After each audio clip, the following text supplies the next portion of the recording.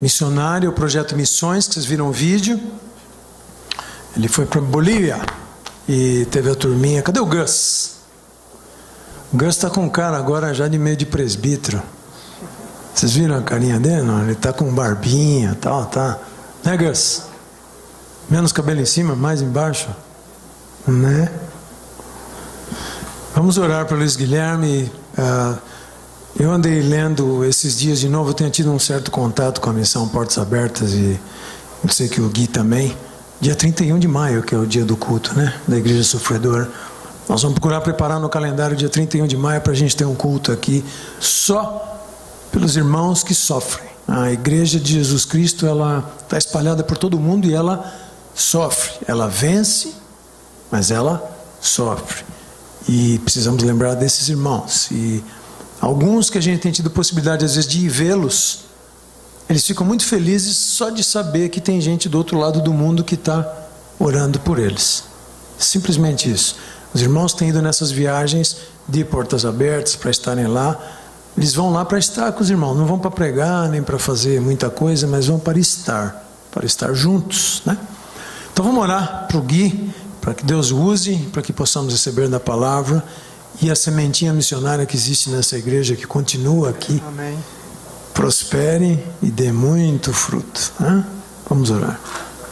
Obrigado, Jesus, porque missões têm estado no coração desta igreja, da Igreja Cristã da Família. Obrigado pelo projeto, obrigado pelos que separaram esses dias de férias para irem estar com os que necessitam, com as crianças, com os jovens, com os casais, com os velhos, com todos que precisam da Tua palavra. E oramos para que o Senhor use o Gui agora. Queremos ser tocados, queremos entender mais daquilo que o Senhor tem para nós como igreja missionária. E te agradecemos muito por essas oportunidades do que já temos feito. Em nome de Jesus. Amém. Glória a Deus. Antes de eu começar, como vocês viram aqui o vídeo, algumas fotos do nosso projeto, a gente quer agradecer a igreja de todo o coração, não só pelas ofertas, muitos que foram daqui foram pelas ofertas da igreja, mas também por todo o apoio, toda oração, toda intercessão da igreja. Isso faz toda a diferença. Você está lá em missões sabendo que tem uma igreja por trás, orando, intercedendo pela sua vida. Isso não tem preço, se fortalece. Como vocês viram, então, nós fomos em 2 localidades, Santa Cruz de la Sierra, a capital econômica da Bolívia, e nós fomos também para Aparecida. Fizemos trabalhos parecidos de fortalecimento da igreja local. Na Bolívia nós fortalecemos algumas igrejas do interior e também abençoamos a comunidade, fizemos impactos evangelísticos e outras ações. Assim também foi em Aparecida.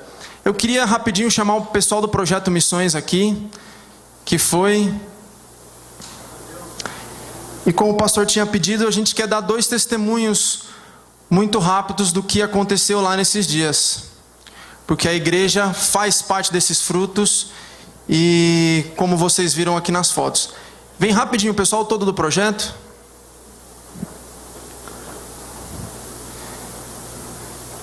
E eu queria começar com a Nicole, que vai dar um testemunho rápido do que aconteceu na Bolívia. Vem cá. Paz, igreja. Queria dar um cumprimento especial para Mariela. Seja bem-vinda aqui, nós amamos muito você, Mariela. Vou dar um feedback rápido do que aconteceu na Bolívia. Tivemos um feedback muito positivo. Nós atuamos nas regiões das igrejas cristãs da família lá, são 5 unidades. E fomos em praças, fizemos pantomimas, que são mímicas, que são instrumentos muito importantes, já que a gente não fala espanhol direito, né? A gente fez mímica, a gente trabalhou com crianças. E bom que as pessoas da igreja nos ajudaram com o espanhol também. Foi uma bênção. E o que me marcou, aliás, foi a comunhão que tivemos com as pessoas da Bolívia. Pessoas muito hospitaleiras, nos receberam muito bem. E para mim o mais importante foi ter dado um ânimo para eles, uma paixão por missões.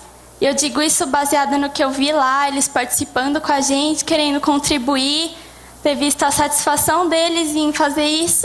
E eu digo isso também baseado no que eles têm falado com a gente agora por WhatsApp, que eles já têm planos de darem continuidade aos trabalhos, têm planos de visitar um pueblo, né, que a gente chama um povoado. Aliás, 4 horas de viagem, de 4 de ida, 4 de volta. Estão com planos para voltar lá, fazerem os trabalhos com as crianças, e isso alegra muito o nosso coração, que isso tenha estado com eles, esse ânimo.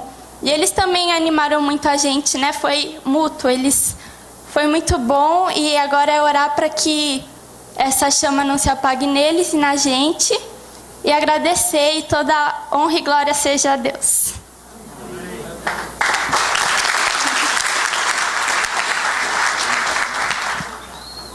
Paz do Senhor, igreja. Bom, eu fui para o time que viajou até Aparecida do Norte, né? E lá nós fizemos trabalho com moradores de rua, trabalho com crianças, adolescentes, trabalhos com jovens, também com idosos. E querendo ou não, a cidade, vocês sabem que é uma cidade que tem um potencial católico muito forte, né? Por causa da basílica, a visitação. E uma das coisas que acontece lá nos finais de semana é a maior feira de comércio livre da América Latina. Então lá nós fizemos abraço grátis, foi um tempo de evangelismo, mímica, teatro. E nisso nós pudemos passar um pouquinho de alegria para a cidade, porque todo mundo ou trabalha e vai para a Basílica, ou então fica em casa e à noite vai para a Basílica, assistir uma missa. Então a cidade por si só é uma cidade muito morta, porque ela não respira, você não vê as pessoas se conversando, as pessoas parando para ter um tempo juntas.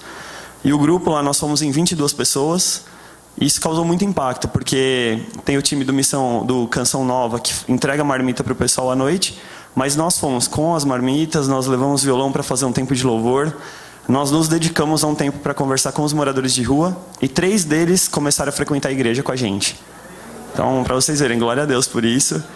E o mais legal de tudo foi porque a gente também teve trabalho com as comunidades carentes, que estão todas ao redor ali da Basílica. E uma delas, uma criança em especial, seguiu a gente.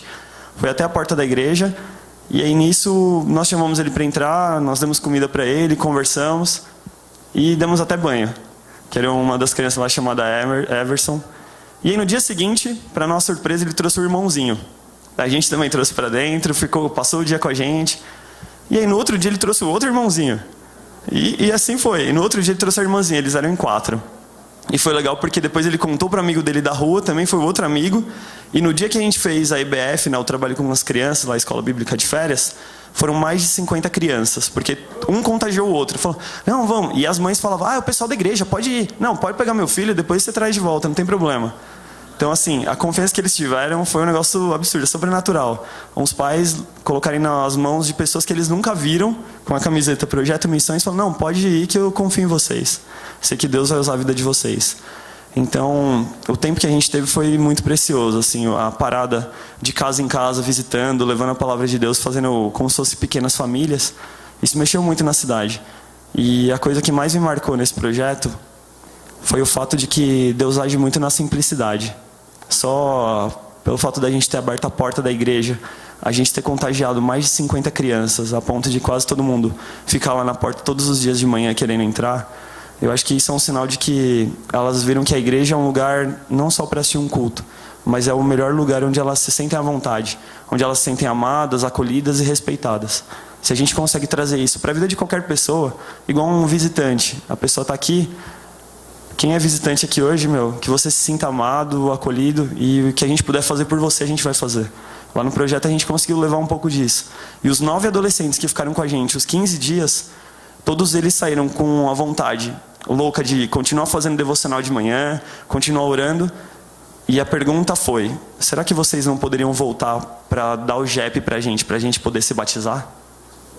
Então, glória a Deus por isso, porque a galera foi contagiada pelo amor de Deus. Hein? Glória a Deus. Claro que a gente ficaria aqui mais 50 minutos contando, porque foram 15 dias intensos de missões.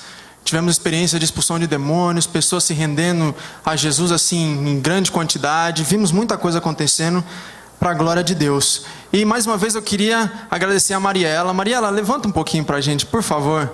A Mariela é a líder de jovens junto com o esposo Maurício lá na Bolívia e recebeu a gente com tanto carinho lá na igreja. Então, Mariela, muito obrigado. Dá uma salva de palmas para Mariela. Glória a Deus. A gente vai fazer uma mímica bem rapidinho, mostrando como que foi das mímicas que a gente fazia nas igrejas para despertar essa chama missionária e esse clamor por missões nas igrejas locais. Pode se preparar aqui, pessoal.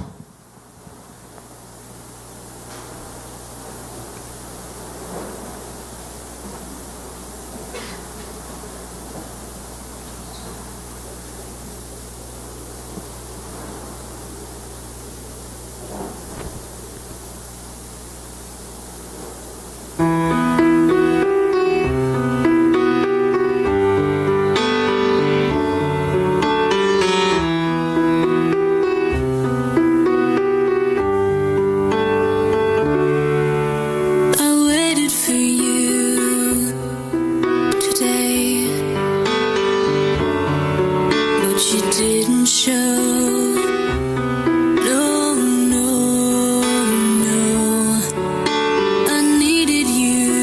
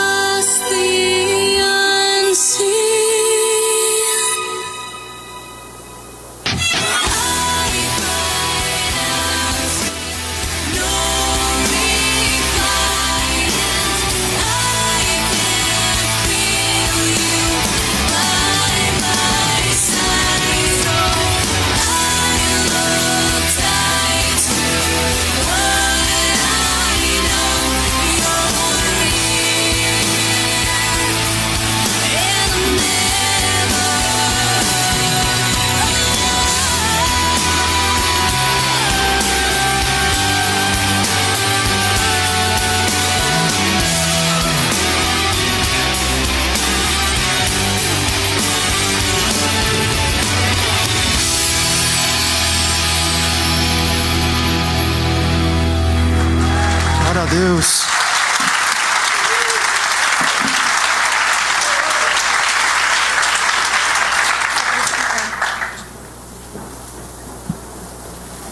Glória a Deus. Nós quisemos mostrar aqui que às vezes a igreja está confortada e pensamos que a nossa obrigação é só vir aos cultos, sentar, ler a Bíblia e adorar a Deus, quando Jesus está impulsionando a sua igreja. Vai, prega a palavra, vai, mostra quem eu sou, vai, mostra que eu sou o caminho, a verdade e a vida.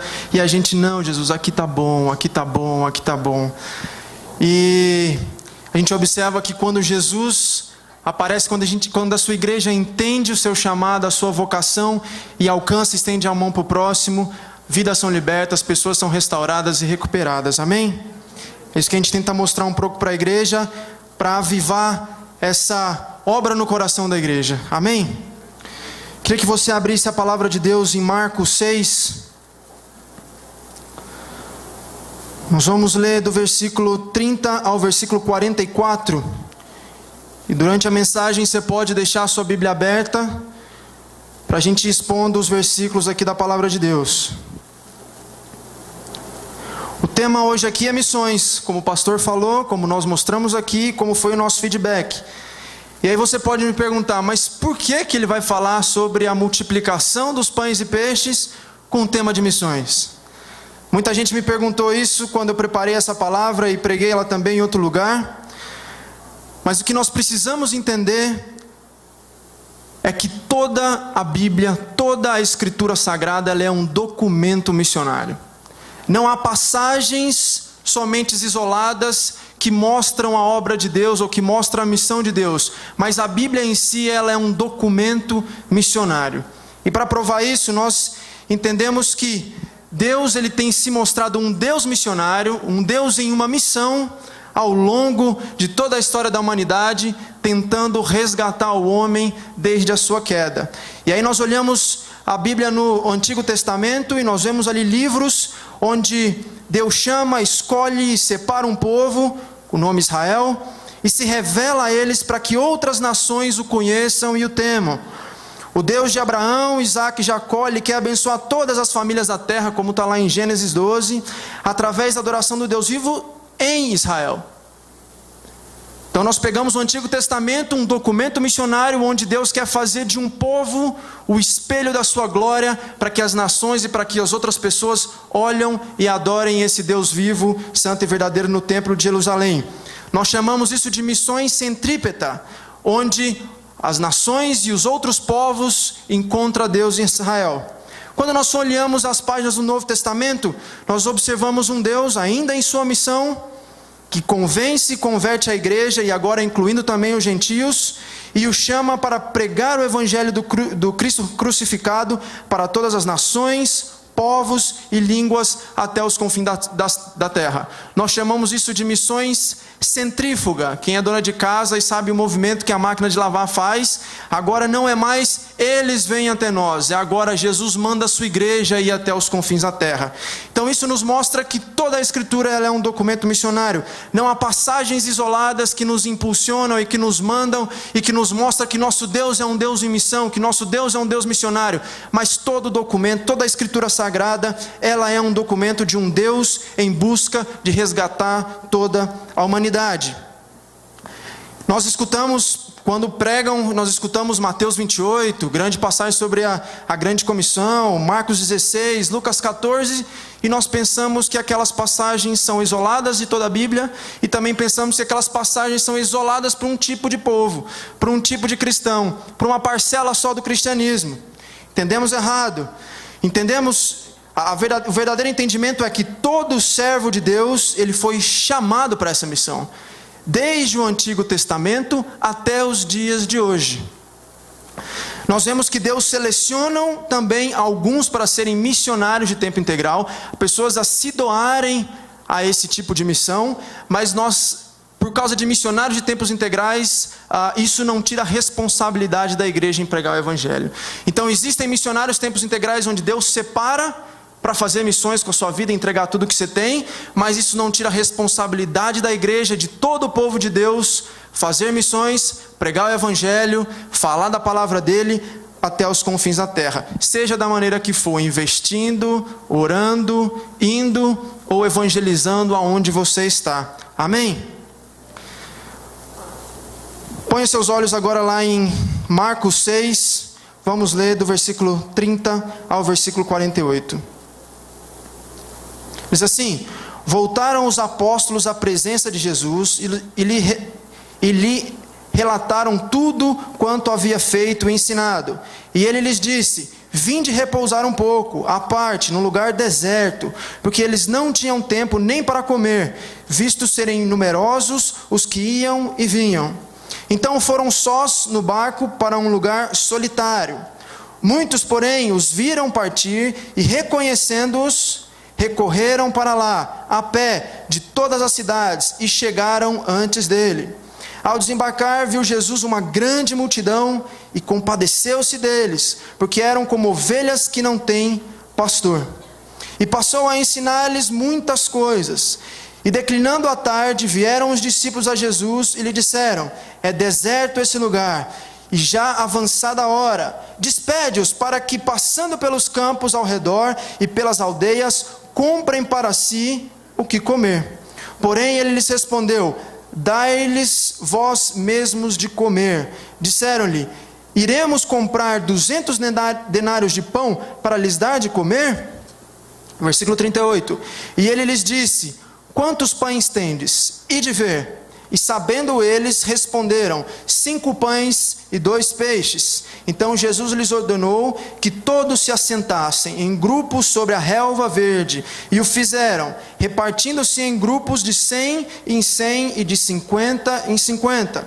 Tomando ele, Jesus, os 5 pães e os 2 peixes, erguendo os olhos ao céu, os abençoou. E partindo os pães, deu-os aos seus discípulos para que os distribuíssem, e por todos que repartiu, também 2 peixes. Versículo 42. Todos comeram e se fartaram, e ainda recolheram 12 cestos cheios de pedaços de pão e de peixe. Os que comeram dos pães eram 5.000 homens. Vamos fazer mais uma oração?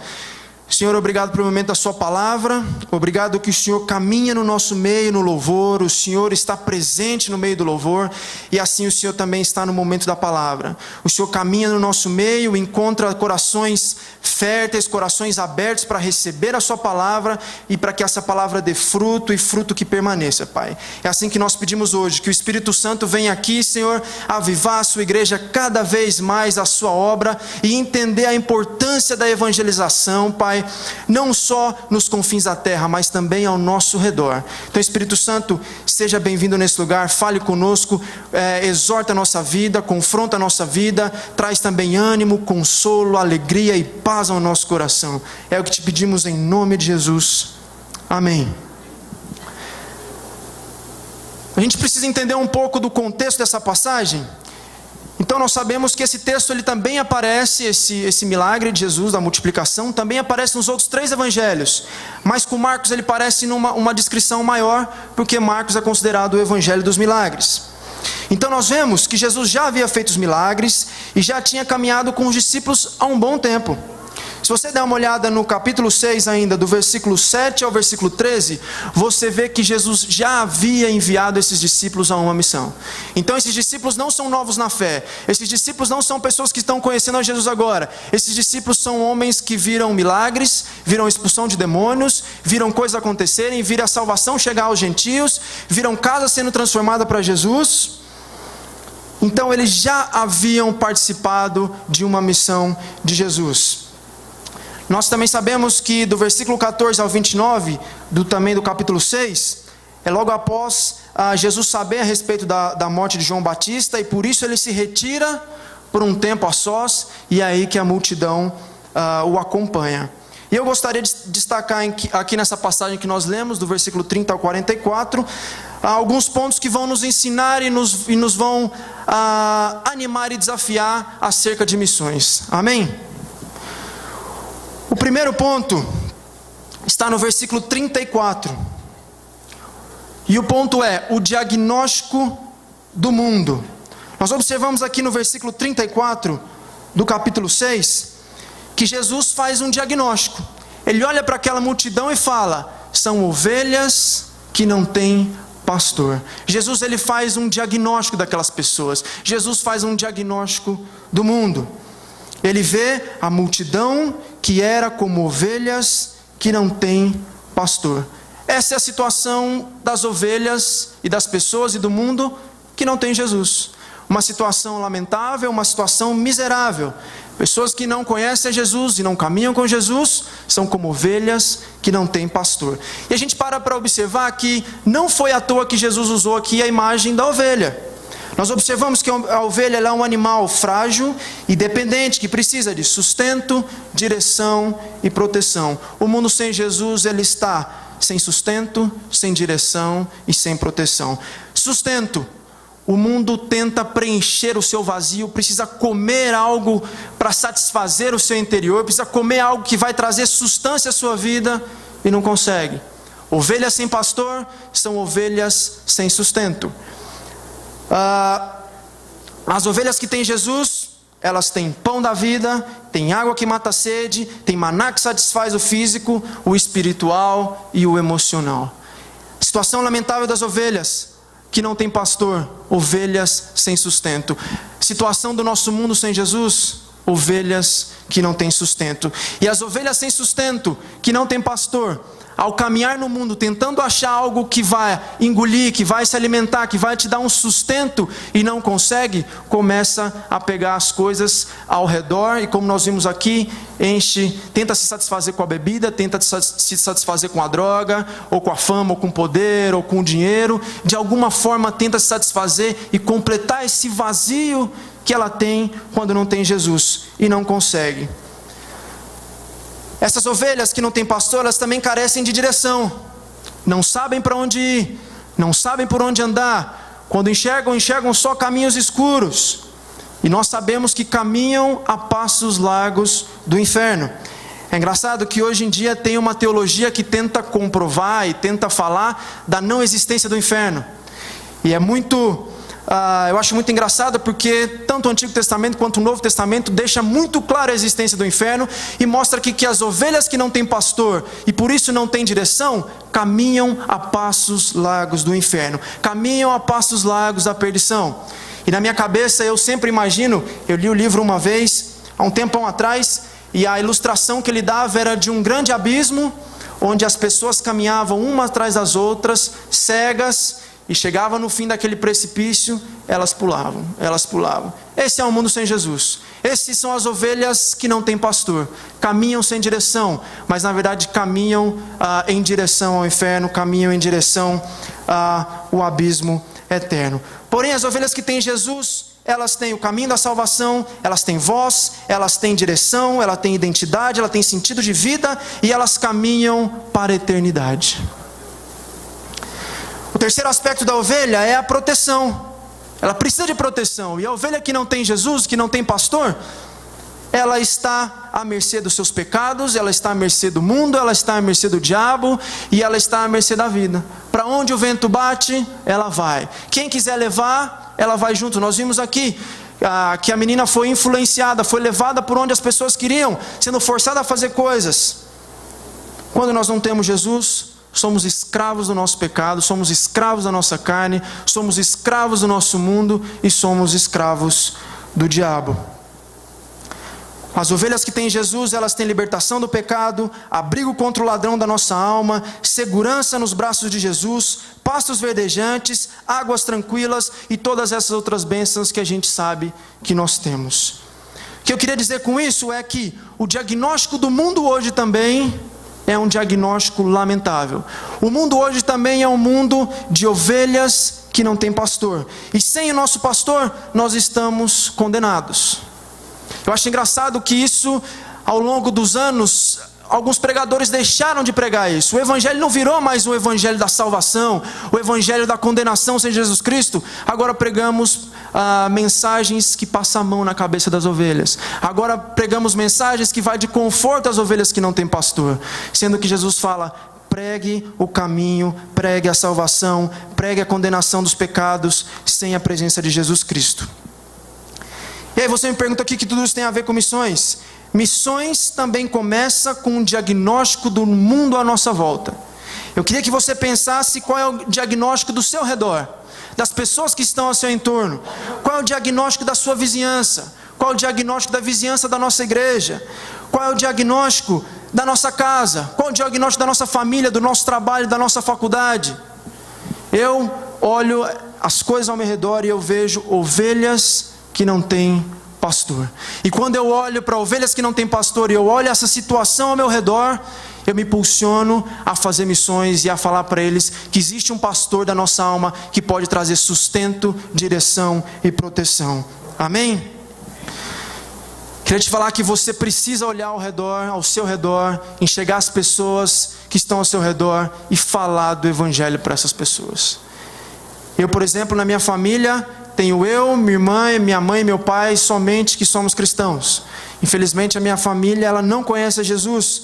E eu não posso descansar e eu não posso ficar tranquilo enquanto não pregar a mensagem da salvação para essas pessoas. Eu olho esse diagnóstico e eu vejo ovelhas caminhando a passos largos do inferno. Eu preciso fazer alguma coisa. O segundo ponto que eu quero destacar nessa passagem são os versículos 35 e 36, que diz assim: em declinando a tarde, vieram os discípulos a Jesus e lhe disseram: é deserto este lugar, e já avançada a hora. Despede-os para que, passando pelos campos, ao redor e pelas aldeias, comprem para si o que comer. O segundo ponto que eu quero destacar nessa passagem é a incapacidade dos discípulos.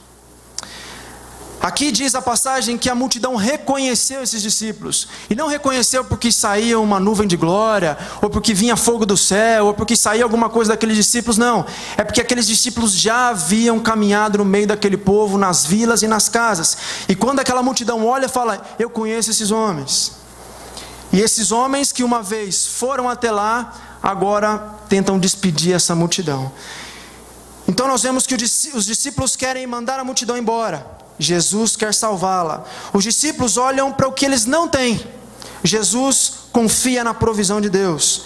Os discípulos, eles focam no obstáculo. Eles falam: não, Senhor, é deserto, é noite e falta dinheiro. Mas Jesus, ele foca na obra. Os discípulos, eles estão com os olhos na terra, mas Jesus está esperando e aguardando o milagre. Os discípulos, eles pensam no próprio alimento. Senhor, se nós dermos o nosso alimento, nós ficamos sem. Jesus, ele quer alimentar a multidão. Os discípulos, eles querem acabar com a festa na terra. Jesus queria ter festa no céu. Nós observamos a incapacidade desses discípulos e nós olhamos para nós mesmos e entendemos que missões se faz investindo em tempo, em pessoas, em esforço, em dedicação, em oração, em confiança na provisão divina. O que nós podemos tirar isso aqui de prático para a nossa vida? Às vezes nós olhamos, pensamos que não temos nada. Às vezes pensamos que somos incapazes de anunciar o Evangelho. Às vezes olhamos e vemos esse mundo e esse diagnóstico e falamos: Senhor, mas é muita gente. Senhor, mas como que eu faço para alimentar essa multidão? Senhor, mas como que eu faço para alimentar esse povo todo? E o que a gente sabe é que Jesus, ele nunca dá uma porção para a gente que a gente não tenha com que compartilhar. Então Jesus tem dado uma porção para você que você tem que compartilhar. Você tem recebido um evangelho que você tem que compartilhar. Você tem recebido sustento que você tem que compartilhar. Você tem recebido coisas e dons que você tem que compartilhar para o bem do próximo, para alcançar essas pessoas e não para despedir a multidão. Amém? Jesus te dá numa mão para você esticar na outra. Os discípulos olham e falam: Senhor, é muita gente, Senhor. Senhor, eu não consigo, é muita gente para alimentar. Senhor, estamos cansados, Senhor, deixa a gente aqui mesmo. Deixa a gente nesse tempo aqui sós com o Senhor. Quando Jesus olha para a multidão e fala: vai alimentar esse povo. Vai alimentar esse povo. E a palavra de Jesus para a gente hoje é: vai alimentar esse povo lá fora. Vai alimentar esse povo que está ao redor da sua família. Vai estender a mão para o pobre. Vai estender a mão para o necessitado. Compartilha o que você tem. Investe em missões. Coloca dinheiro em pessoas no campo que vão trazer um resultado para o reino de Deus. E não pense que você tem pouco. Não pense que a sua oferta é pequena. Saiba que com pouco Deus pode multiplicar, fazendo com que 5.000 pessoas se alimentem daquilo que você tem dado. Amém? E muito mais do que Muito mais do que dinheiro, nós estamos falando aqui, é o evangelho que você tem em si. É o poder para a salvação do pecador que está em você. Você precisa compartilhar isso com as pessoas ao seu redor. Eu não entendo uma igreja que olha para o seu redor e tem um diagnóstico horrível desse mundo e enxerga a sua família caminhando a passos largos do inferno e você traz a mão para si, e você coloca a sua mão no bolso, e você não estica a mão e fala da salvação que um dia você encontrou, da obra um dia que alcançou sua vida, da glória de um Jesus que um dia mudou a sua história e continua mudando. Jesus, ele nunca nos dá uma porção que não possa ser compartilhada. O que eu acho interessante nessa passagem também é que Jesus, ele tinha certeza que os discípulos não tinham o suficiente para aquela multidão. Mas o que ele fala é: vai e alimenta esse povo. Ele tinha certeza que aqueles discípulos não tinham sustento suficiente para alimentar 5.000 homens, fora mulheres e crianças. E o que eu acho mais interessante é que ele não queria só que os discípulos tivessem aquela quantidade, mas eles queriam que os discípulos obedecessem. Vai e alimenta. Vai e alimenta. Aqueles discípulos já tinham visto milagres, já tinham visto curas, já tinham visto grandes coisas. E agora eles olham para aquela multidão e falam: Senhor, não temos como alimentar esse povo, Senhor. Às vezes a gente na nossa vida olha para o campo, olha para as pessoas e fala: Senhor, não tenho condição de alimentar essas pessoas, Senhor. E o que ele fala para a gente é: obedeça. Obedeça. Vá e pregue o evangelho. Vá e alimente essa multidão aí fora. Vá e lute para a implantação do reino de Deus aqui na terra. Amém? O terceiro ponto que eu quero destacar aqui é a motivação de Jesus. No versículo 34 diz que Jesus viu aquela grande multidão e compadeceu-se deles. Jesus, ele teve compaixão da multidão. E eu parei um pouco para analisar o que significava a palavra compaixão no Novo Testamento. E no dicionário bíblico diz que o verbo compadecer no Novo Testamento, ele expressa o mais elevado grau de simpatia pelo que sofre. O verbo, ele denota uma preocupação profunda que se expressa em auxílio ativo. Ou seja, compaixão na Bíblia não é você ter dó de alguém. Compaixão na Bíblia não é você morrer de amor por um morador de rua, por uma criança necessitada. Compaixão na Bíblia é você se mover pela aflição do outro e isso se transforma no auxílio ativo. Jesus nunca se compadeceu e não fez nada. Jesus, ele se compadecia da multidão e alimentava a multidão. Missões se faz com compaixão. Não há outra motivação no coração dos discípulos se não for compaixão. Precisamos ter compaixão. A motivação de Jesus precisa ser a nossa motivação hoje. Missões não deve ser feito por interesses próprios ou pessoais, ou por um alívio de culpa, como nós vemos em algumas religiões que fazem o bem para o próximo por um alívio de culpa, ou para ser reconhecido, ou para fazer uma igreja crescer, ou para impressionar, ou para ganhar o maior galardão. Missões não se faz assim. Missões se faz como o mestre fez, com compaixão no coração. Missões se faz por obediência a Deus e compaixão pelas almas. Eu queria que a gente refletisse sobre isso, porque às vezes nós temos compaixão, nós dizemos que temos compaixão pelo que sofre, pelo perdido, pelas pessoas que estão à nossa volta, mas nós não fazemos nada. Isso não é a compaixão bíblica. Isso é a dó. Isso é não sei outro nome para a gente usar. A gente fala muito dó. Eu tive dó de tal pessoa. Eu olhei aquela situação e tive dó. E a pergunta é: adianta a gente ter dó das pessoas e não ter um auxílio imediato ativo? Precisamos nos mover, igreja. Precisamos ter uma motivação certa, com uma obediência certa. Amém? O quarto ponto que eu quero destacar aqui é a relevância de Jesus. O que eu acho interessante é que Jesus alimentou a mente, porque ele ensinou aquele povo. Jesus alimentou o físico, compartiu o pão. E Jesus alimentou o espiritual, porque ele ensinou palavras de vida.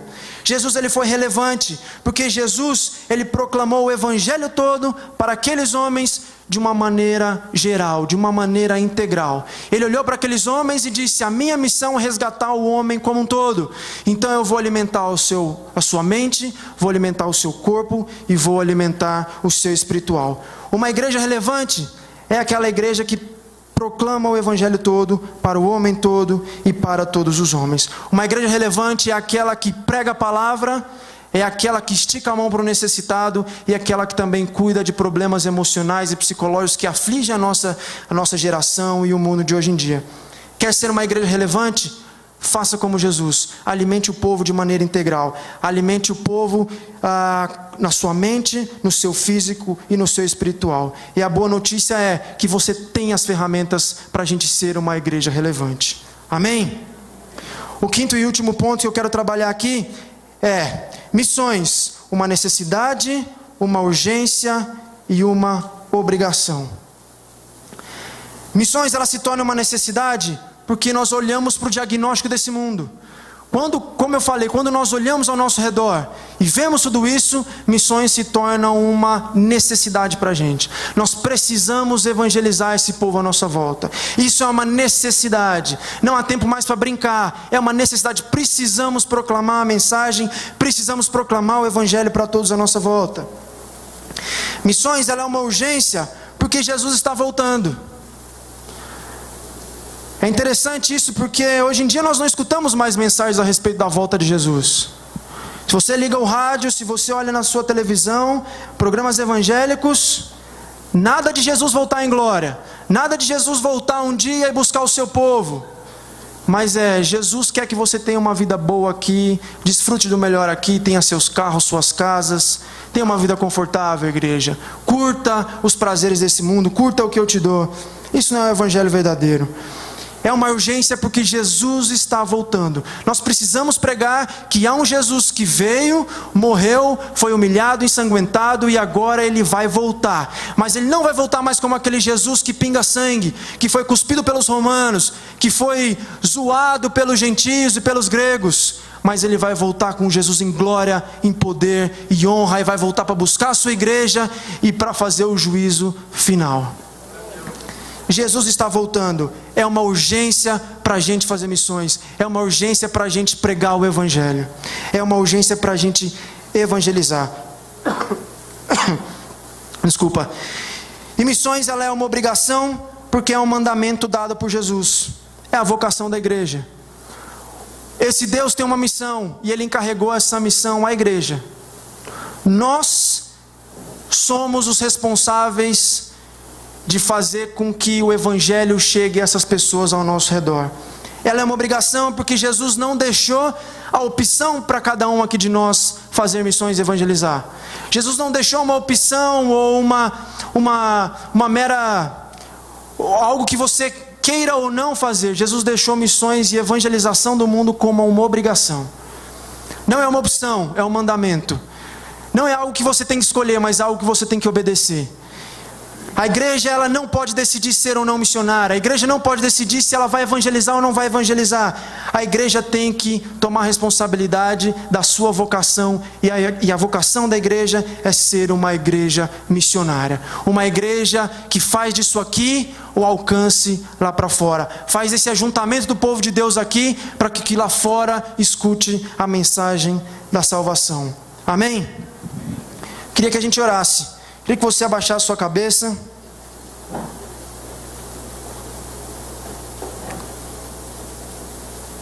Eu queria fazer 3 orações aqui. Uma primeiro para que Deus continue fazendo da nossa igreja uma igreja missionária. Para que a gente encontre aqui pessoas que doem, que investam em missões, pessoas que orem por missões e pessoas que vão. Oração é para que a nossa igreja também tenha pessoas aqui que evangelizam onde estão. Talvez missões é algo para um determinado público, onde 2, 3, 4 aqui nessa igreja vão, mas a obra da evangelização é para cada um que está aqui escutando essa noite. Então a primeira oração é para que Deus faça uma igreja missionária e uma igreja evangelizadora. A segunda oração é para que Jesus dê ousadia para cada um aqui, para você pregar o Evangelho na sua família, no seu trabalho, na sua casa e na sua faculdade. E a última oração aqui é para que os nossos queridos familiares, quem não tem familiar que conhece a Jesus, para que Jesus alcance esse povo, para que eles conheçam o Evangelho da salvação que um dia tirou a gente desse precipício e agora colocou a gente no caminho da eternidade. Vamos orar. Senhor, nós te agradecemos pela sua palavra, Pai. Agradecemos que a sua palavra exorta a sua igreja, a sua palavra traz ânimo, alegria e ousadia para a sua igreja, Pai. Agradecemos pela nossa igreja, Senhor, porque nós vimos aqui vídeos, Senhor, o feedback de pessoas, porque a igreja tem investido em missões, Pai. Mas creio também, Senhor, que ainda estamos longe do que o Senhor quer, Pai. Precisamos investir mais, precisamos orar mais. E isso não é os líderes, isso não é os pastores, isso não é os líderes de tal ministério. Isso é a igreja, Senhor. O seu mandamento é para a igreja, Pai. O seu mandamento não é para os líderes, não é para os pastores, não é para os missionários. O seu mandamento é para a igreja. Senhor, te pedimos pela sua graça, faça-nos cada dia mais uma igreja missionária, Pai. Recebemos palavras aqui, Senhor, há anos que nós seríamos celeiro de missões, Pai. Celeiro de missionários que enviam missionários ao todo canto do mundo, Senhor. E nos alegramos pelos frutos que nós já temos, Pai. Por isso, Senhor, acende o fogo missionário na sua igreja. Acende a obra missionária nos corações aqui, Senhor. E lembro também, Senhor, de pedir para aqueles que um dia o Senhor chamou para ser missionário e ao longo da caminhada, ao longo dos anos, deixou isso de lado, ou achou que isso tudo era bobeira, ou às vezes foi seduzido pelo conforto. Senhor, aviva a sua obra missionária nos nossos corações, aviva o seu fogo na nossa vida, Senhor, em nome de Jesus. Queremos te pedir também, Senhor, para que o Senhor faça cada um aqui, Senhor, um discípulo que evangeliza onde está, Pai. Faz do Senhor evangelista, Senhor. Queremos levar a mensagem da salvação nos lugares onde nós estamos, Deus. Acorda a nossa vida, Senhor. Faz a gente olhar para o lado, Deus. Faz a gente olhar para a nossa família, para os nossos amigos queridos que estão caminhando a passos largos do inferno, Deus. Isso não é brincadeira, Senhor. Isso não é uma ilusão. Isso não é uma historinha, não é uma fábula, Senhor. Isso existe, Senhor. E a qualquer momento, Senhor, o Senhor voltará em glória, Senhor, para julgar o seu povo e para separar os bodes das ovelhas, Senhor. Faz da sua igreja ser um povo que evangeliza, Pai.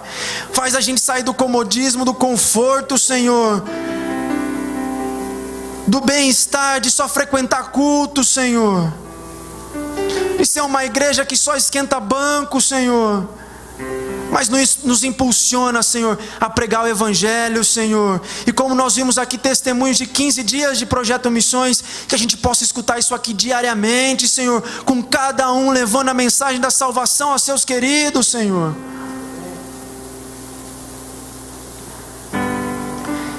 Com isso nós oramos também para que o Senhor derrame ousadia agora sobre o seu povo, Pai. Ousadia no falar, Senhor. Ousadia no falar, Senhor. Ousadia no evangelizar, Senhor. É verdade, Senhor, que a maior pregação é o nosso exemplo, Senhor. Mas também não adianta a gente ser exemplo calado, Senhor. O Senhor não ficou calado, o Senhor é exemplo, mas o Senhor pregava, Senhor. E o Senhor não pregava um evangelho de conforto. O Senhor não pregava um evangelho de passar a mão na cabeça de ovelha. O Senhor pregava o evangelho da cruz, do Cristo crucificado, Senhor. E da perdição àquele que não te conhece, da condenação daquele que não te conhece, mas da vida eterna, glória e honra àqueles que te conhecem e têm o Senhor no coração, Pai. Então derrama ousadia sobre o teu povo, Senhor. Derrama ousadia, Senhor. Nós nunca somos pequenos, Senhor, demais para poder falar. Nós somos testemunhos vivos, Senhor. Nós somos a chama viva, Senhor. Então derrama a sua ousadia sobre nós, papai. E a nossa última oração agora, Senhor, e que eu peço para que cada um agora coloque na presença de Deus, é sobre os nossos familiares, Senhor. Sabemos que há pessoas aqui que estão há anos pregando o Evangelho para os seus familiares, Senhor, e aguardando o dia que o Senhor ilumine o coração desse povo, Pai, para que eles entendam, Senhor.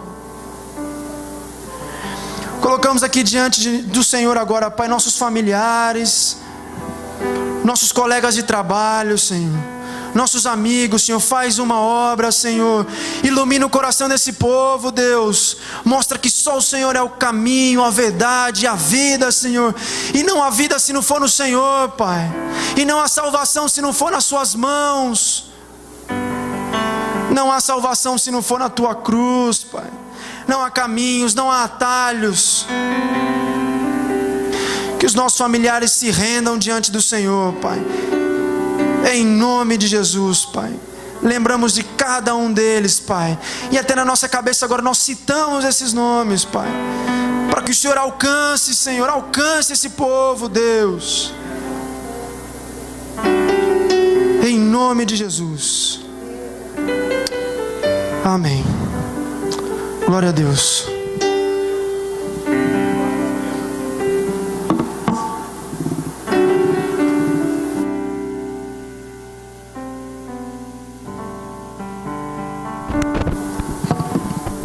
Estava vendo hoje mesmo, estava vendo